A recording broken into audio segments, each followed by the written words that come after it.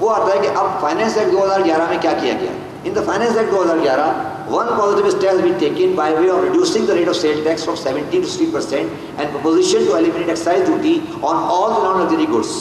However, the other step being the gradual switch to non-luxury taxation has not been done. This means that the issue of equity is not being introduced. This system suits non-documentation and lack of asset record. देखिए ये सब कुछ जो हो रहा है, आप मेरे पहले वाली बात से रिलेट करें।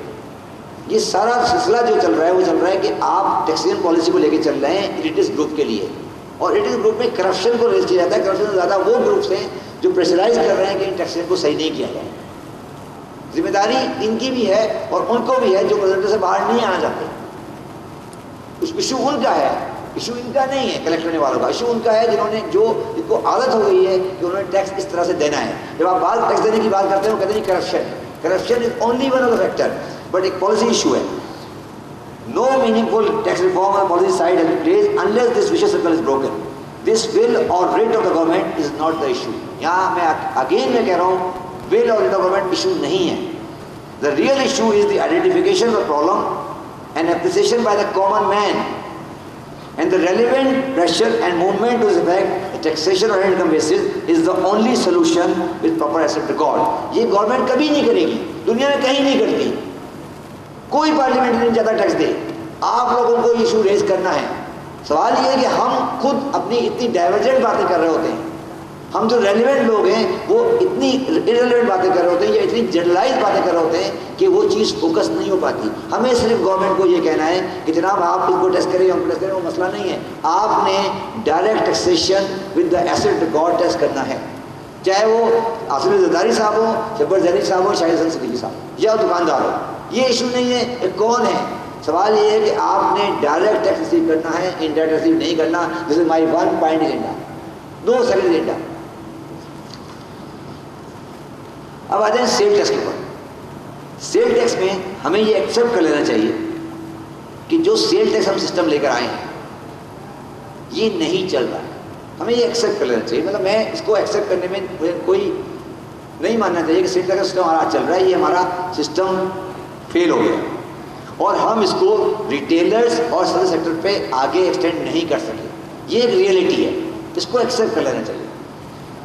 The rate of 17% is very high and it has to be, ये स्ट्रक्चर में सपोर्ट नहीं कर रहा है। दूसरी बात जो है वो ये है कि आप इसको समझें कि हुआ क्या हमारे साथ। हमने there are 2 system of implementation of sale tax.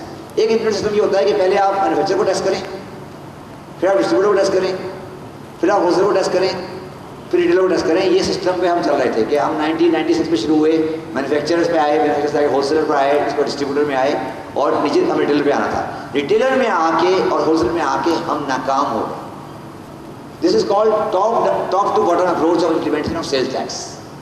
Retailer में जब हम पहुंचे या होलसेलर में जब हम पहुंचे तो हमें एक प्रेशर ग्रुप हमारे सामने आ गया। अफगान टर्न हमारे सामने खड़ी है, अंडर वाइसिंग हमारे सामने खड़ी है, स्मगलिंग हमारे सामने खड़ी है, बाजारों में चोरी का सामान भरा पड़ा है, तो वो टैक्स दे ही नहीं सकता।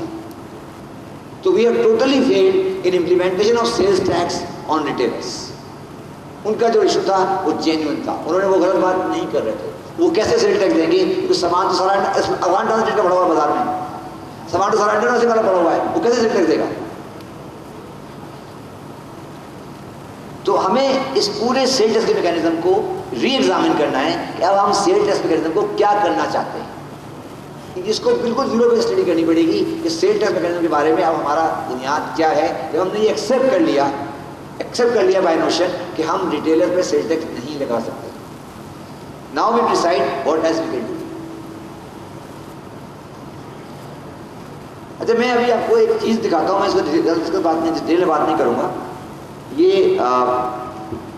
मैं I will just show you a slide, ये आप कॉपी ले जाइएगा। अब इसका नेक्स्ट पेज, नेक्स्ट। ये मैंने एक चार्ट बनाया है, ये बहुत कॉम्प्लिकेटेड चार्ट है, आपको समझ नहीं आएगा, neither I will explain it. ये चार्ट ये एक्सप्लेन करता है कि आपके यहाँ अंडर इनवॉइसिंग को फंड कैसे किया जाता है। ये पूरा किस्सा, कारोबार का किस्सा क्या है, ये सारा चक्कर हो क्या रहा है। मतलब ये लोगों को बेवकूफ़ बनाया जा रहा है कि नहीं करप्शन हो रही है। और ये बड़ा सिंपल सा हमने एक जो कहते हैं ना फ्री फॉर ऑल इकोनॉमी बनाई हुई है। ये ये चाइना की इंपोर्ट है, पाकिस्तान है, यूएई है, केमन आइलैंड है। जो ऊपर वाला है, देखिए आज डॉलर जो है आपका, आपने चलाया हुआ है पैरेलल सिस्टम ऑफ एक्सचेंज।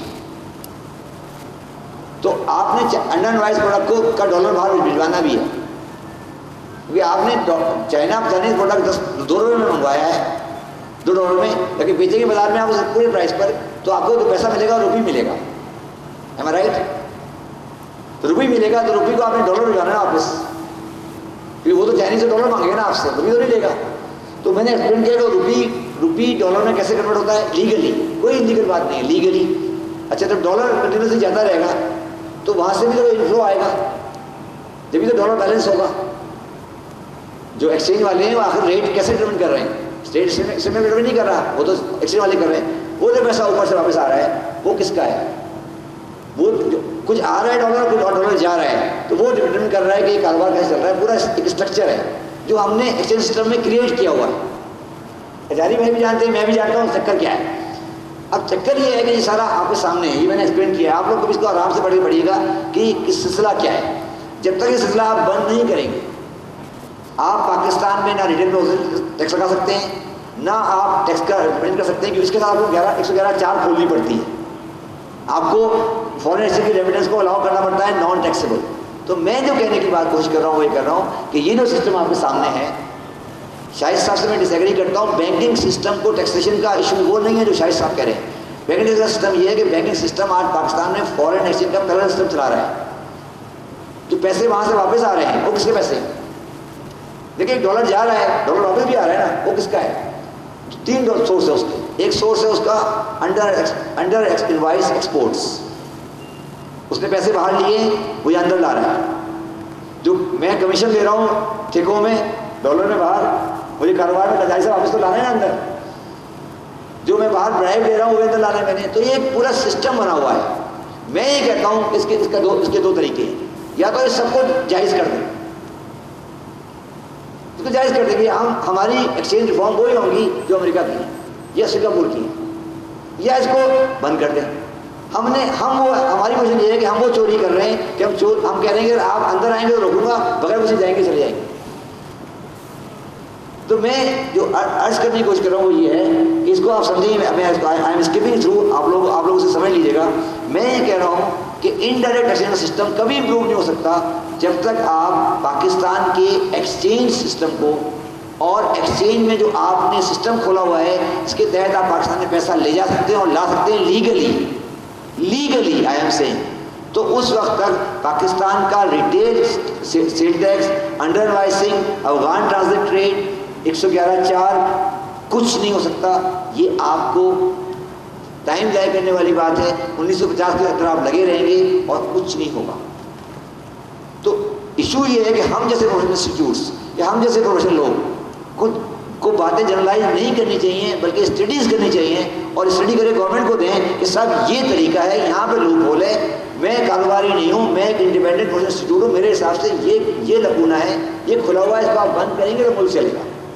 देखिए चैम्बर या फेडरेशन कभी ये बात नहीं करेगी, क्योंकि वो लोग वेस्टर्न इंटरेस्ट रखते हैं, वो उस कारोबार में इन्वॉल्व हैं। आप प्रोफेशनल लोग हैं, हम प्रोफेशनल लोग हैं, हमें चाहिए कि हम उन चीज़ों को हाईलाइट करें, ये लकूना है।